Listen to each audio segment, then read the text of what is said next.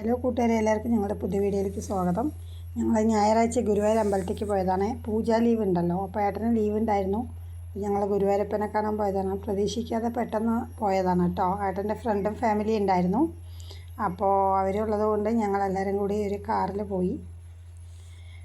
നല്ലപോലെ തൊഴുതി. ഉച്ചവരെ നല്ല തിരക്കുണ്ടായിരുന്നു, കാരണം പൂജ ലീവല്ലേ. അപ്പോൾ അതുകൊണ്ട് നല്ല തിരക്കുണ്ടായിരുന്നു. അപ്പോൾ ഞങ്ങൾ ഉച്ചയ്ക്ക് ഭക്ഷണമൊക്കെ കഴിച്ചു. അമ്പലത്തിലത്തെ ഭക്ഷണം തന്നെ കഴിച്ച്. നല്ല പായസം കിട്ടി. നല്ലപോലെ ഭക്ഷണം കഴിക്കാൻ പറ്റി. കഴിച്ച് കഴിഞ്ഞിട്ട് ഞങ്ങൾ തൊഴാൻ വരുന്നു കേട്ടോ. കാരണം ഉച്ചവരെ ഞങ്ങൾക്ക് തൊഴാനൊന്നും പറ്റിയില്ല. അപ്പോൾ പുറത്തൊന്ന് തൊഴുതിട്ട് അങ്ങനെ നിന്ന് നോക്കുമ്പോൾ ഉച്ച കഴിഞ്ഞപ്പോൾ തിരക്കൊക്കെ കുറഞ്ഞു.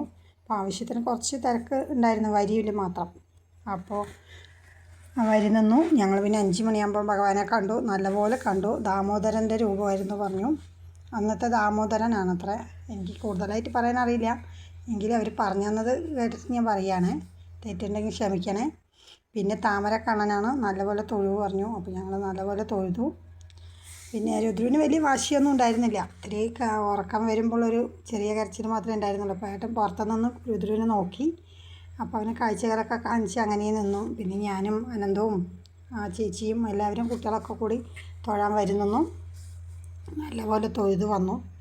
അപ്പോൾ നമുക്ക് ഭഗവാന്റെ അടുത്ത് പോയി നമ്മുടെ സങ്കടങ്ങളും പരാതികളും എല്ലാം പറയാവുന്നതല്ലേ നമ്മുടെ ഗുരുവായൂരപ്പൻ.